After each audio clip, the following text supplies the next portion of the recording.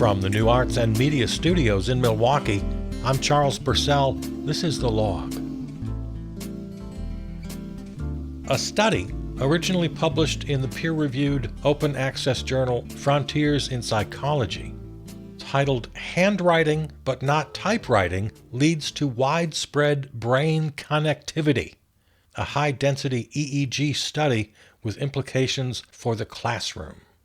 Published January 26, 2024, authors F.R. Vanderweel and Audrey Vandermeer.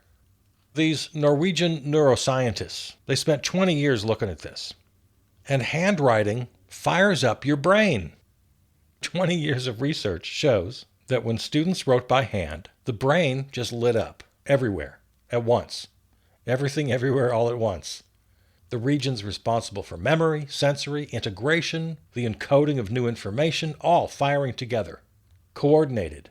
Spread across the entire cortex. The whole network was awake and connected. But when the same students typed the same word, the pattern collapsed almost entirely. Most of the brain went quiet. And the connections between regions that had been alive seconds earlier were nowhere to be found on the EEG. EEG is it's where they put the sensors on your head, measures brain electrical activity. Electroencephalogram. I think that's right. EEG. You've probably heard of that. So I studied this in my own time at university when I was studying for my master's in education. And I did pretty extensive research on this very thing.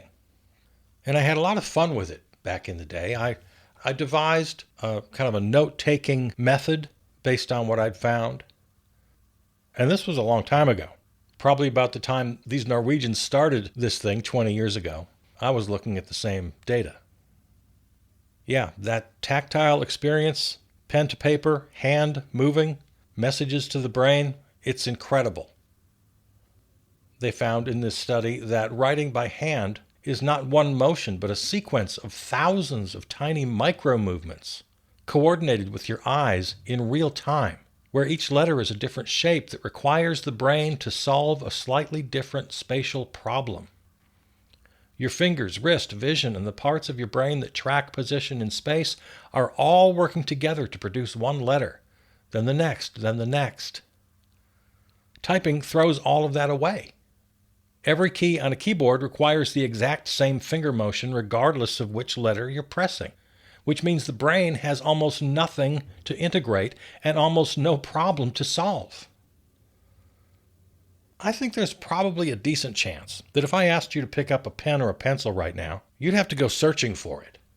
And after searching, you may find that, well, I guess I don't have any in my house. I don't have any paper either. You guys, go to the corner store, get yourself a notepad and some pens. Please. We got to save the species. Children who learn to read and write on tablets often cannot tell letters like B and D apart because they've never physically felt with their bodies what it takes to actually produce those letters on a page. A decade before this study, there were researchers at Princeton who wound up with very similar results. If I'm honest about it, I guess that's probably the time I was working on it. early 90s. Yeah, in the Princeton study, the handwriting group, as opposed to the typing group, were miles ahead as far as real understanding of the material. The students who were typing got everything word for word, capturing more total content than the writers, but they processed almost none of it. While the handwriting students, physically, they couldn't write fast enough to transcribe a lecture in real time. That's what they were doing.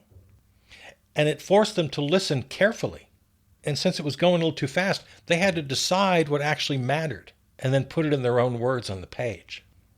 And there was no comparison as far as understanding, comprehension, recall. Not even close. And this isn't just for students. This is for anybody who wants their brain to work right. So you can speak good like me do. I mean, I don't have to say it, right? I mean, especially in this age where none of us handwrite anymore. Everything's on a laptop or on a phone. These god-awful note-taking apps. Otter is the one I keep getting pop-up ads for. The worst, the very, very worst. Do not use these note-taking apps. All these handy-dandy new little AI tools for us, they are not serving us. They're not helping us.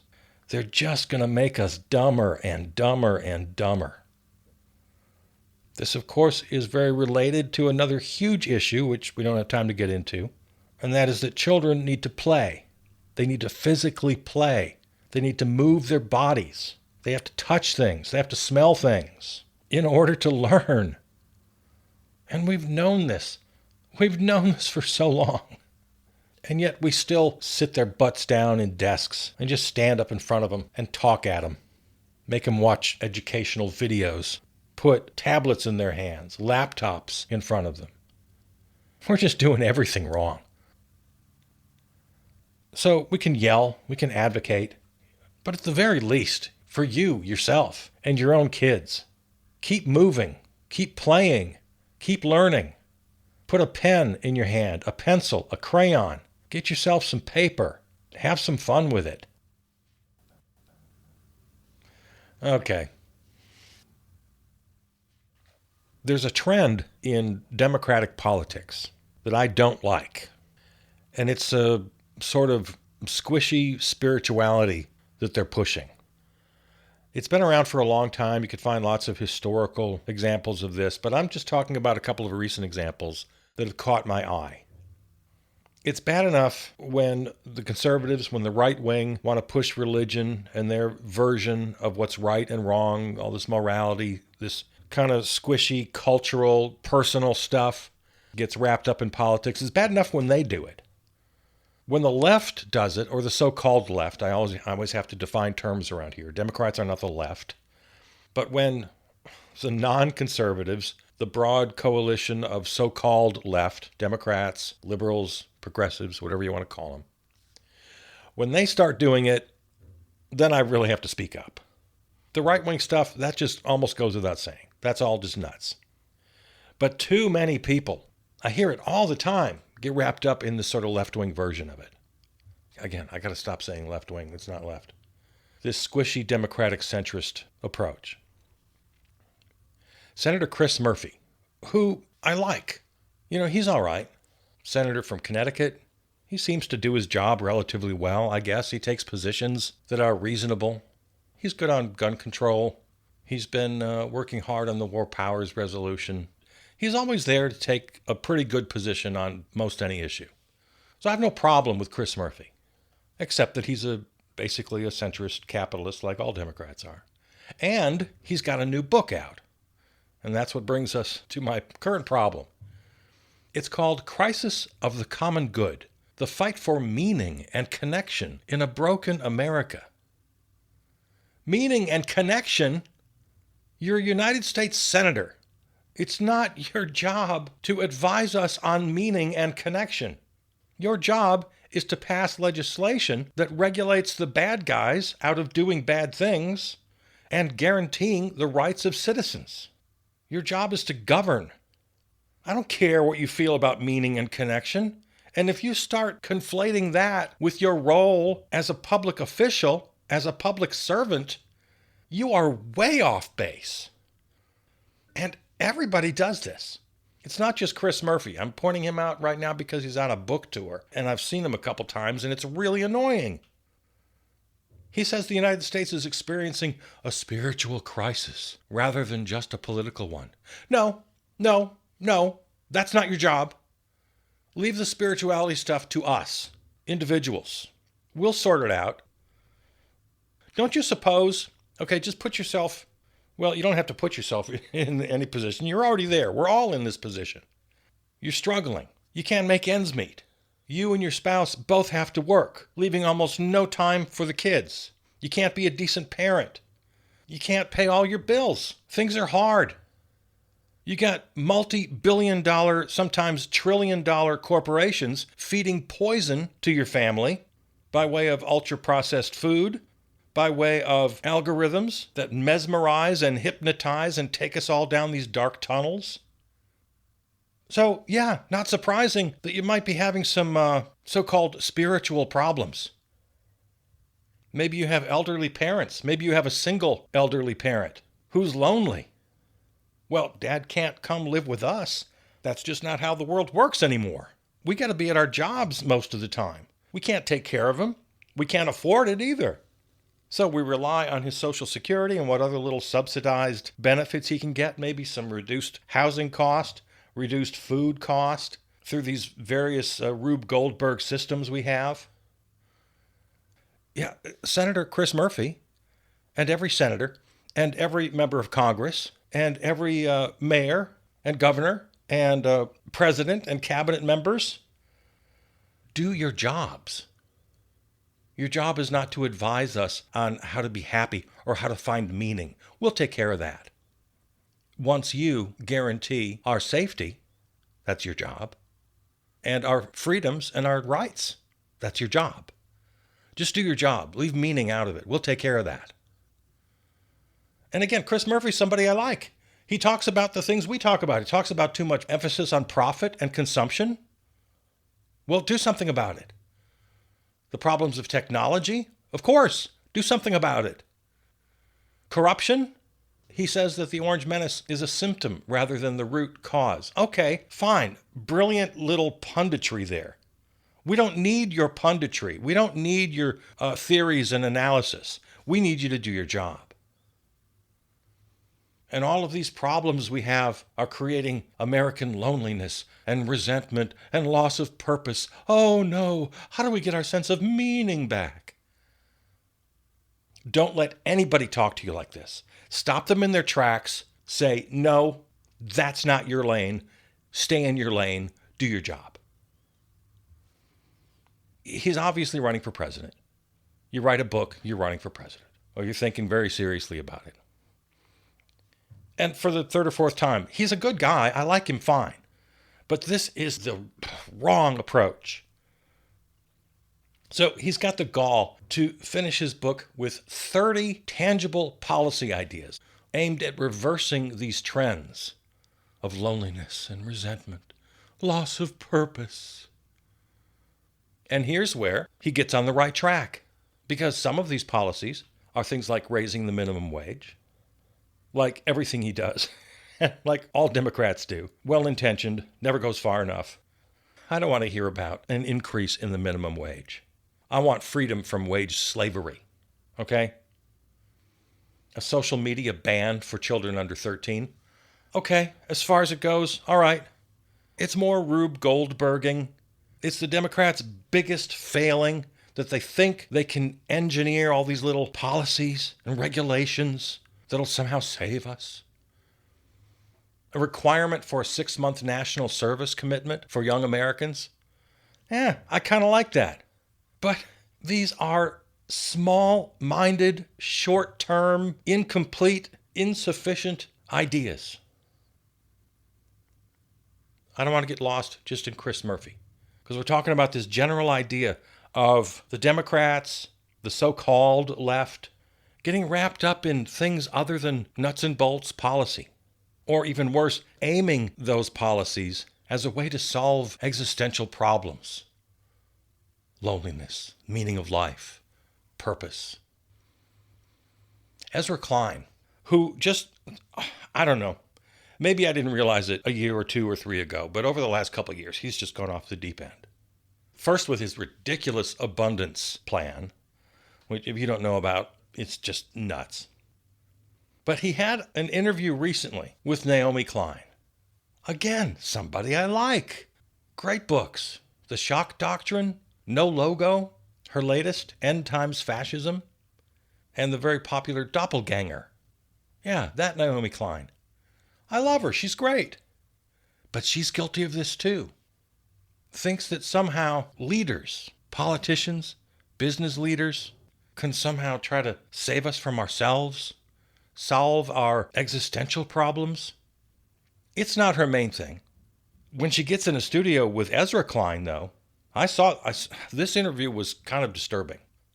In a situation like this, two so-called intellectuals in a studio, they love to give advice. And they're advising Democratic politicians to appeal to voters beyond just politics, but on the meaning of life. Humans need community. They need spirituality. And the left has ignored that, allowing the far right to fill the, quote, existential vacuum. As an analysis, yeah, I would agree. MAGA, conservatives, ultra-right, they have pounced on that opportunity. It's been cynical. They've used it as a device to lie and to lure people into their camp. Oh, yeah, I know you feel bad. We'll find the right people to blame. And we've got God on our side. We'll take care of you. We're going to be happy again. So Naomi Klein is right as far as she goes. But then she and Ezra in this conversation start advising Democrats to move beyond technocratic policy-driven messaging and articulate a vision for a meaningful collective life. No, I don't want any politician telling me the meaning of life, about my purpose. Guarantee my rights that any citizen of any civilized nation deserves. I'll take care of the rest. I don't want to hear about this existential vacuum from you. I don't give a damn about your moral or communal vision. Just make sure the guys with the money can't keep screwing us. If you or me or anybody else has a decent job with decent hours with decent pay, and if both spouses in a family don't have to work 40 hours a week each, if we can live in a safe house, in a safe neighborhood, actually have time to take care of our children, have the opportunity to buy healthy food and feed them properly, have the opportunity to have leisure time with them, time to keep learning as adults, the opportunity to take vacations, travel. Am I describing some unrealistic utopian life? No, I'm describing the basics. These are basics. What I just described, I think, for many people sounds impossible, like a dream. Yeah, they used to call it the American dream. An adequate job with adequate pay, a decent house, a decent school system, oligarchs that aren't feeding us garbage constantly, both our stomachs and our brains. That's what I want to hear from you, politicians. You get me those things, I'll deal with my existential crisis. Thank you very much. Politicians and pundits talking about spirituality, talking about meaning, they are so outside of their lane. And then it really hit the fan when the same Ezra Klein talked to this person called Pema Chodron. I think I'm pronouncing that right. A Buddhist teacher and author, Pema Chodron. And again, probably 100 things I would agree with. There's a lot of good things to say about Buddhism. But in the hands of Ezra Klein and in this Chodron person herself, who I'd never seen before, oh my God, the worst offender in taking an otherwise beautiful sort of Buddhist philosophy and laying it like a template over politics. It's all in you how you perceive the world. Yes, there's going to be pain, but it's your choice. Suffering is only a part of life. Of course, I'm not here to belittle all of Buddhism. It's a fine, beautiful message. But when you put it in the context of politics and voters and what we should demand as voters, as citizens, it's a ridiculous, passive way to approach politics. Instead of fighting for absolute control, befriend discomfort, suffering, and loss. This is collaborating with reality. What? So the oligarchs are going to screw me night and day? Politicians going to do nothing about it? And I just have to have the right attitude, and everything will be fine. When facing intense, vulnerable, and uncomfortable emotions, allow yourself to remain present and tender. Come on, get out of here. All things being equal, great advice. That is, go back to what I said earlier. Guarantee my rights, economic rights, guarantee my friends of various colors and gender their social rights. In other words, do your job. Once all that is in place, then if something's making me a little uncomfortable, yeah, I might open up my old copy of Siddhartha and find a little comfort. Zen and the Art of Motorcycle Maintenance is one of my all-time favorite books. So I'm not belittling your philosophy. I'm just asking you to stay in your lane. And don't you dare tell citizens of a nation, voters in what's supposed to be a democracy, that they're just supposed to bend over and take it. This is a very dangerous trend, and almost everybody on the, again, so-called left is falling for it. There's no right and no wrong. There is right and there is wrong. And citizens in a democracy have both the right and the duty to be pissed off about things once in a while and to do something about it. Now, I'll tell you somebody who seems to be getting it right, and that's James Talarico in Texas, the guy running for Senate. Now, for my money, he's way too centrist. This is not an endorsement per se, but of course I do endorse him over over crazy Ken Paxton.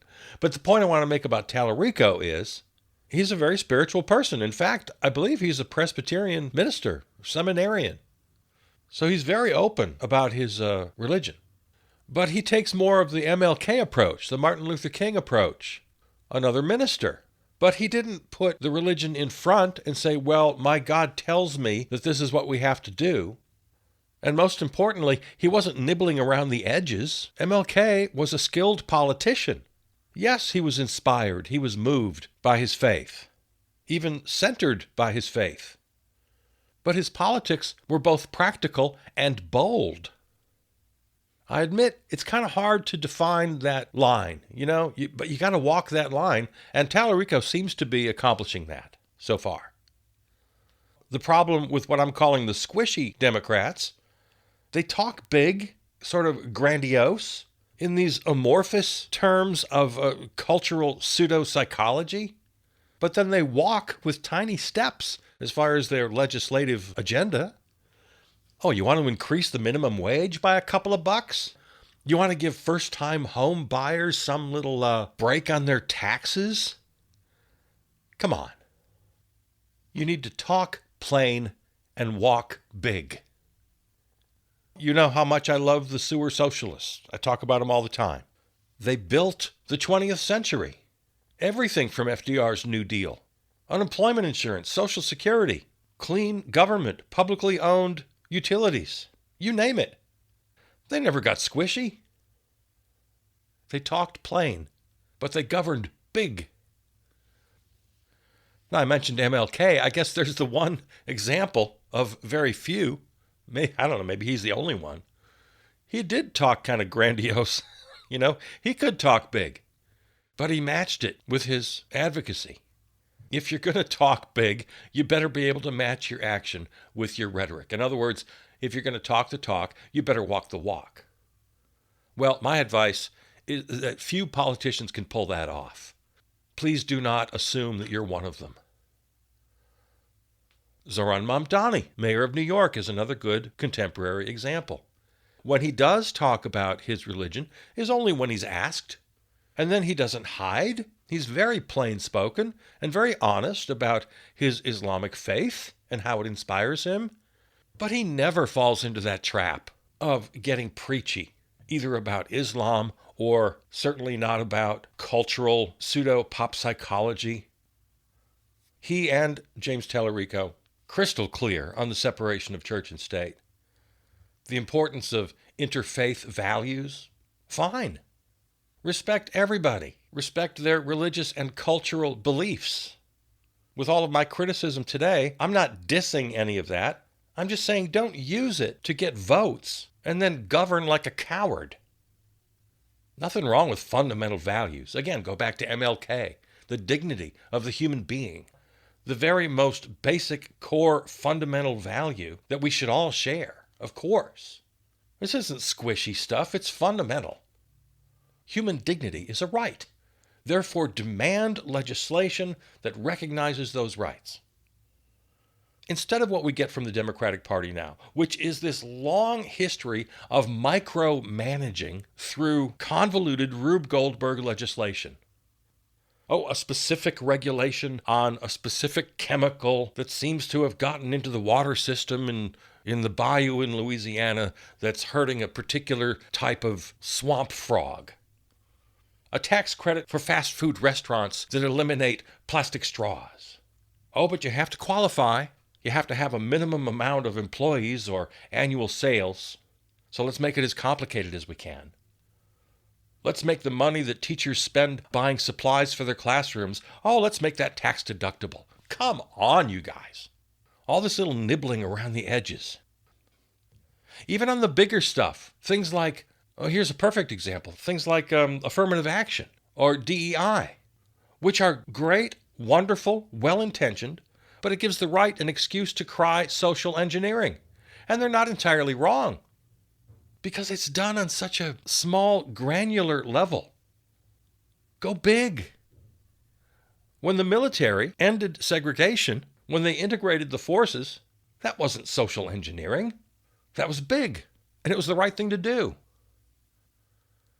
The left doesn't need to appeal to religion and morality and the meaning of life to make their case. No, they just need to do the right thing. 100% practical. Guarantee our rights. Only then, only when we have economic rights and social justice rights, will we have the freedom, the real freedom, to exercise our cultural, religious, personal freedom. Take away the power of the oligarchs, the money, the wage slavery. We the people can sort out the rest, and we'll do just fine. You don't have to advise us about the meaning of life. We got that. I mean, can you imagine Bernie or AOC getting all squishy? No, they'd never do it. My beloved sewer socialists. No, never. They never got squishy. They governed. They did the right thing. This is how we take freedom back. I mean, the word freedom, which has been hijacked by conservatives. Real freedom is what you get when rights are guaranteed and the material conditions for those rights are provided. That's your job, Chris Murphy. Every person in government, at every level, that's your job.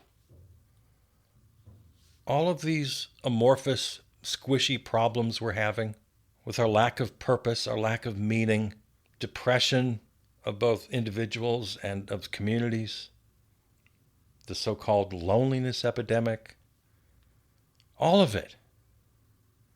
Politicians, candidates, public servants, pundits, if you want to help solve these problems, you can do it by doing your job. And that is providing the material conditions for our basic rights and freedoms. We can do the rest. Don't pontificate. Don't lecture about the meaning of life. Spare me your existential philosophy. Nobody wants it. Just please, for the love of God, do your job. All right. This and all episodes can be heard at the website charlespurcell.com or on your favorite podcast platform. Thanks to our flagship terrestrial station, River West Radio in Milwaukee. Follow us on Blue Sky and Substack. Peter Donalds wrote and performed our theme song. All right, I love you. I'll see you out there.